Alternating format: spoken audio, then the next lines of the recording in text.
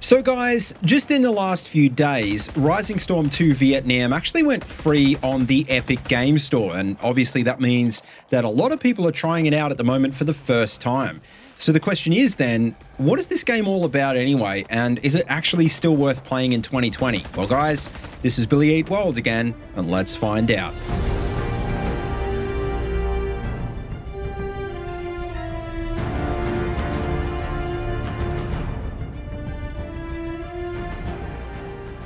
Alright guys, how you going? Welcome to the video, and to kick off, for all of you guys who haven't heard of this franchise before, we probably should talk about what Rising Storm 2 is.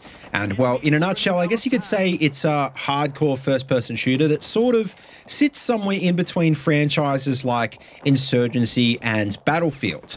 It was actually first released back in 2017 as the sequel to the original Rising Storm, which was actually a mod for the World War II hardcore shooter Red Orchestra 2. And since then, it's actually managed to maintain a fairly small but still stable player base, pulling an average of about 1 to 1.5 thousand daily players on Steam.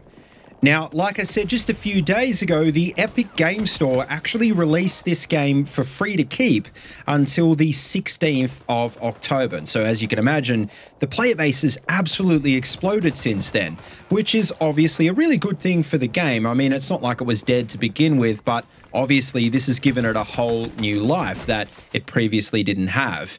But that's also come with some issues. Veteran players pretty much across the board are complaining of lag and performance issues, and apparently cheaters are starting to pop up as well.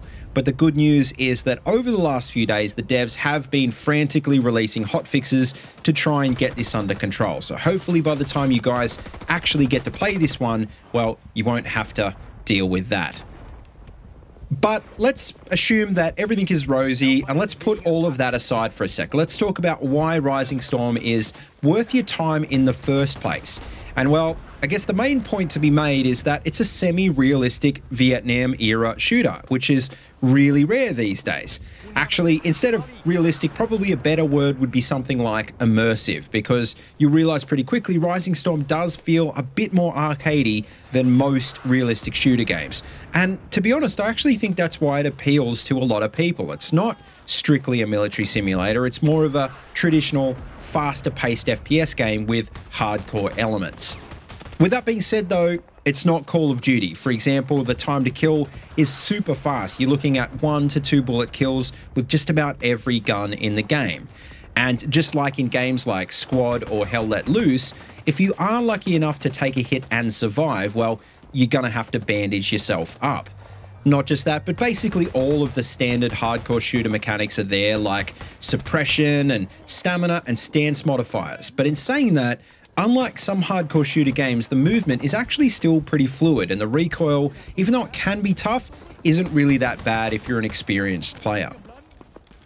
Now, the big reason that's important is because if you do know what you're doing in shooter games, you probably should be able to jump right into Rising Storm 2 and do reasonably well. Especially if, for example, you've played a lot of Battlefield. Rising Storm 2 has 64-player servers, and the most popular game mode called Territories is basically almost the same as Breakthrough. The big difference from a gameplay perspective, though, is firstly that this is much more of an infantry-focused game. There's not as many vehicles, and also, just like the Vietnam War, the faction balance of Rising Storm is asymmetrical. Weapons and gear are historically authentic and faction-locked, and not just that, but the equipment each faction has access to completely changes how they work in-game.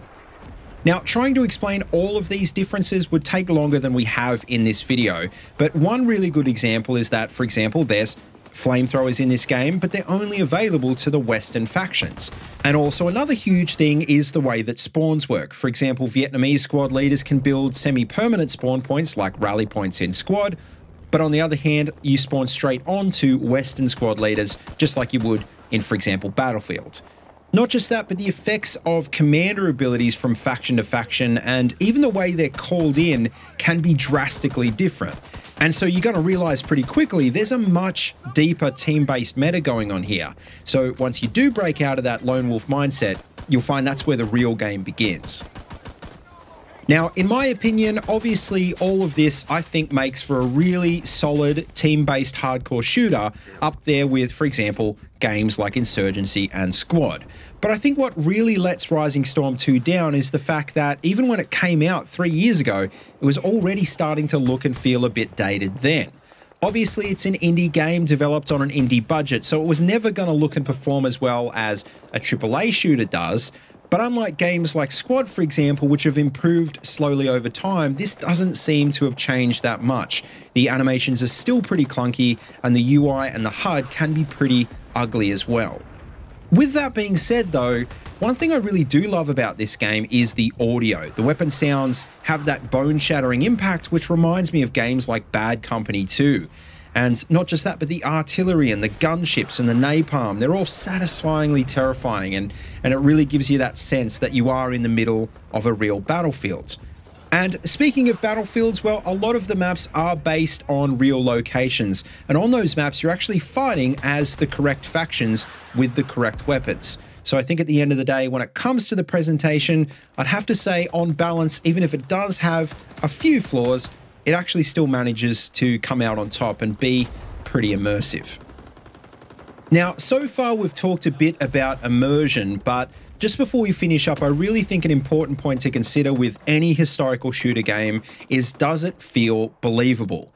And one thing you have to remember is that devs can go one of two ways when designing a game like this. They can focus on the realism, or they can focus on the gameplay. Rising Storm 2, I think, is a really good example of a historical themed game that looks the part but doesn't really feel all that realistic. But at the end of the day, maybe that's a good thing, because the reality of the Vietnam War is that for the most part, it was a guerrilla war. It wasn't set-piece battles between conventional armies like you would see in the average first-person shooter game. With that being said though, what I think is really great is the devs have added a lot of small touches to try and make it seem at least a little bit believable. For example, some maps are focused on those iconic US helicopter air assaults, and on the other hand, you're going to find Vietnamese trench and tunnel systems on other maps as well.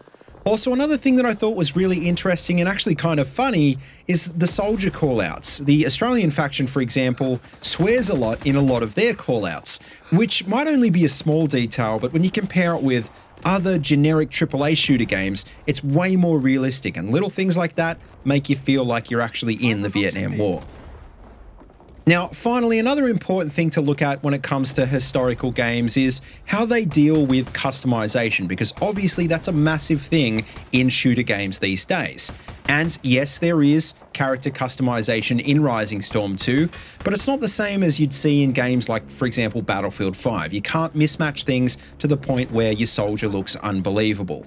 The way you unlock new cosmetics is by leveling up your soldier in-game, but there's also a range of premium DLC skins that you can buy for real money as well. But in saying that though, that's basically the extent of the progression system. Everything else in-game, the maps and the weapons, for example, they're all pretty much available to everyone from minute one. Also, speaking of weapons, I should make the point that there's no weapon skins or weapon attachments in this game, because obviously they both don't fit with the theme. But in saying that though, Rising Storm 2 does give you the choice of weapon variants, which might already have attachments on them, kind of like how variants worked in Battlefield 1. Basically, the only guns in this game that actually do have scopes are the sniper rifles, which are exclusive to only a couple of the classes. And actually, before I forget, I should mention most of the guns are tied to particular classes, which all comes back to that team-based meta I mentioned before. Some classes are meant to be on the front line, and some are meant to be more of a support role.